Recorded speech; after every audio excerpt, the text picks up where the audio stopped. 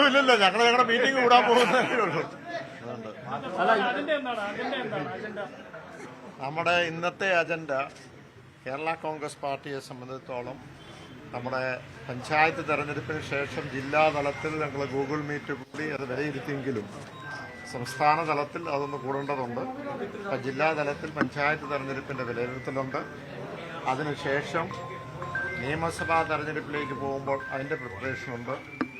അതോടൊപ്പം തന്നെ നമ്മുടെ മേഖലാ ജാഥകൾ ഉണ്ട്, ഓരോ 3 പ്രദേശങ്ങളിലുള്ള ആ ജാഥയെപ്പറ്റി സംസാരിക്കാനുണ്ട്. മറ്റ് അജണ്ടകളുമുണ്ട്. മുന്നണി മാറ്റം ചർച്ചയിലേ ഇല്ല. അല്ല, UDF അതല്ല ഞാൻ ചോദിച്ചിട്ട് ചർച്ച ചെയ്യണോ? അല്ല, ഞാൻ ചോദിച്ചത് അജണ്ട സാധാരണ തീരുമാനിക്കുന്നതൊക്കെ സാധാരണ രീതിയിൽ മീഡിയ അജണ്ട ഇങ്ങോട്ട് കൊണ്ടുവരുന്നത്. അത് ഒരിക്കലും തുറക്കാത്ത ഒരു അധ്യായമല്ലേ, ഒരിക്കലും തുറക്കാത്ത ഒരു പുസ്തകമല്ലേ. അതുകൊണ്ട് അതിനെ പറ്റി എന്തിനാ ചർച്ച ചെയ്യുന്നത്?